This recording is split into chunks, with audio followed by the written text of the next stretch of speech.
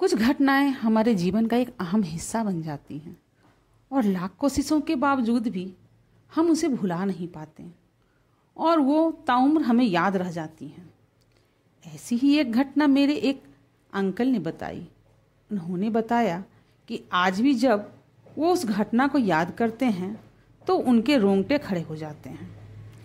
उन दिनों को याद करके वह आज भी सहम जाते हैं और भगवान का शुक्रिया करना नहीं भूलें जब उनकी जान बच गई।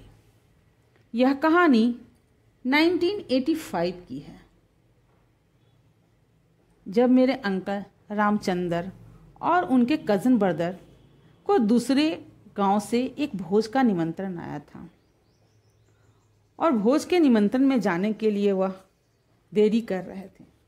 तब उनके पिता ने कहा कि जल्दी ही चले जाओ, ठंड का मौसम है, जितनी जल्दी जाओगे उतना ज़्यादा अच्छा रहेगा क्योंकि रात भी घिर आएगी।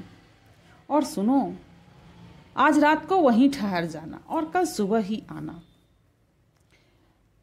अब रामचंद्र और उनका भाई मनोज दोनों ही घर से निकलने के लिए तैयार हुआ और वह दूसरे गांव जाने के लिए रोड का रास्ता न पकड़कर एक जंगल के रास्ते जाने की सोची। उन्होंने आपस में बात किया कि इस जंगल के रास्ते जाने से हम जल्द ही पहुंच जाएगा, यह शॉर्टकट पड़ेगा। दोनों अपने में आपस में बात करके रामचंद्र और मनोज दोनों ही जंगल के रास्तों से उस गांव की ओर जाने लगे। तो अचानक ही मनोज बोला, रामचंद्र, इस जंगल से जल्दी जल्दी चलते हैं वरना समस्या खड़ी हो जाएगी। रामचंद्र को याद आया कि अरे, यह तो जंगल राजवीर काका की है जो 5 साल पहले ही यहाँ पर फांसी लगाकर मर गए थे। अब उन दोनों को तो बहुत ही ज़्यादा डरने लग रहा और उनके दिमाग में गांव वालों की वो बातें याद आ रही थीं कि अगर रात के समय उस जंगल के रास्ते पर कोई भी बुलाए या फिर कुछ भी पूछे तो उसकी तरफ मत देखना और कुछ मत बोलना। उन दोनों को जैसी ही ये बातें याद आई उनके पसीने छूटने लग गए, क्योंकि यह जंगल जो है बहुत ही सुनसान रहता था और क्योंकि अब वहाँ पर कोई भी आता जाता नहीं था तो सरकार ने भी उस जंगल को घूमने के लिए बंद करवा दिया। आज भी उस जंगल को श्रापित माना जाता है। वह दोनों जैसे तैसे आगे बढ़ रहे थे। वो दोनों डरे हुए तो थे ही, लेकिन फिर भी सोचा जल्दी जल्दी पहुंच जाएं गांव की ओर। और जैसे जैसे वह आगे बढ़ रहे थे तभी अचानक मनोज को पेशाब लग गया और वह एक पेड़ के नीचे जाकर रुक गया और वहीं पेशाब करने लगा। इधर रामचंद्र जो था वह थोड़ा थोड़ा धीरे धीरे आगे बढ़ने लगा। उसने फिर पीछे मुड़कर देखा तो उसने देखा कि मनोज तो पीछे आ ही नहीं रहा है। यह देखकर वह डर गया। उसने मनोज मनोज की आवाज लगाई, लेकिन मनोज तो कहीं नजर ही नहीं आ रहा था। वह जैसे जैसे थोड़ा आगे बढ़ा तो उसे ऐसा महसूस हुआ कि कोई बच्चा रो रहा है।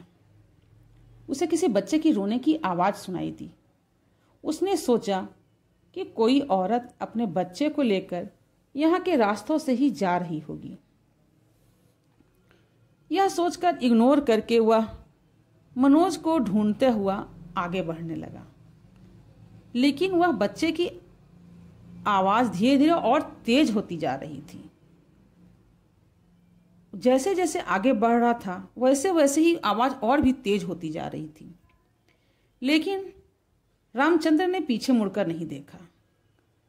लेकिन जब बहुत ज़्यादा तेज आवाज होने लगी तो उसने आगे देखा कि एक पेड़ के नीचे एक छोटा बच्चा रो रहा है। तो उसने उस बच्चे को रोता देखा नहीं गया और वह उसके पास जाकर उससे कुछ पूछना चाह रहा था कि तुम्हारी माँ कहाँ गई है, लेकिन वह बच्चा कुछ बोल नहीं रहा था। तो उसने उसे गोदी में उठा लिया और धीरे धीरे आगे चलने लगा। जैसे जैसे वह आगे चल रहा था वैसे वैसे उसने देखा कि वह बच्चा धीरे धीरे उसका वजन बढ़ने लगा है। तभी उसे अचानक ध्यान आया कि इस बच्चे के हाथ पांव, यहाँ तक कि उसका शरीर भी बड़ा हो रहा है। जैसे ही उसने यह सब देखा तभी उसने उस बच्चे को जमीन पर गिरा दिया, और जैसे ही वह बच्चा गोद से जमीन पर गिरा तो बड़े आदमी की तरह जोर जोर से हंस रहा था और बोल रहा था कि तू आज तो बच गया, तूने मेरे जमीन पर पैर रखी है। अगर मेरे पैर जमीन को छू जाते तो तुम्हारी मौत तो मेरे हाथों में निश्चित ही थी। इतना कह के ही वह बच्चा गायब हो गया। अब रामचंद्र लड़खड़ाकर जैसे तैसे उठा और दौड़ने लगा। कई बार वो जंगल में लुढ़क भी गया और मनोज को चिल्लाने लगा। उधर मनोज ने जब उसकी आवाज़ सुनी तो उसने भी उसे आवाज़ दिया और फिर दोनों एक जगह पर मिल गए। अब रामचंद्र ने मनोज को बोला कि चलो जल्दी से भागो यहाँ से, हम लोग यहाँ नहीं बचेंगे। मनोज ने जानना चाहा, परंतु रामचंद्र उसे कुछ बोल पाने में असमर्थ था। दोनों दौड़ते भागते हुए किसी तरह से उस जंगल से निकले। धीरे धीरे रात हो गई थी।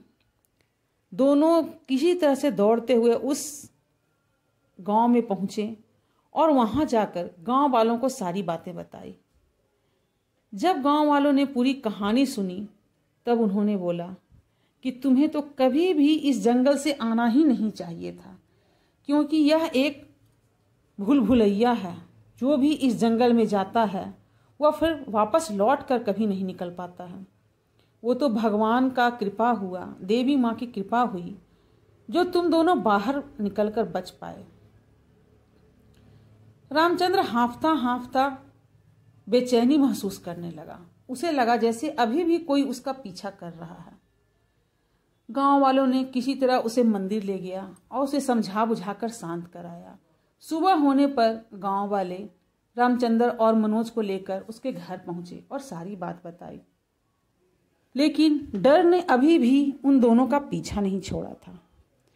रात में रामचंद्र को भयावह सपने आते थे, जैसे वह बच्चा उसे उठा रहा हो, उसके बिस्तर पर बगल में बैठा हो।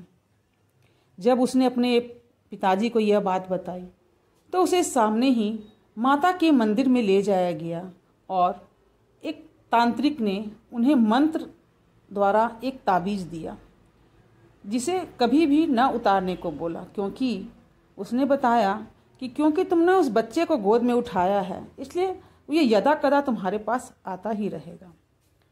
तब से रामचंद्र अंकल ने कभी भी उस ताबीज़ को नहीं उतारा।